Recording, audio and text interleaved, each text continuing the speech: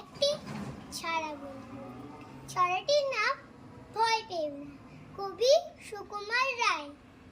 ভয় পেও না, ভয় পেও না, তোমায় আমি মারবো না। সত্যি বলছি, কুস্তি করে তোমার সঙ্গে পারবো না।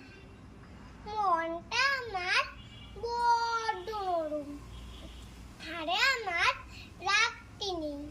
তোমায় আমি চিবিয়ে খাবো এমন আমার সাধ্য নেই। মাথায় আমার শিং রেখে ভাই, ভয় পেয়েছো কতই না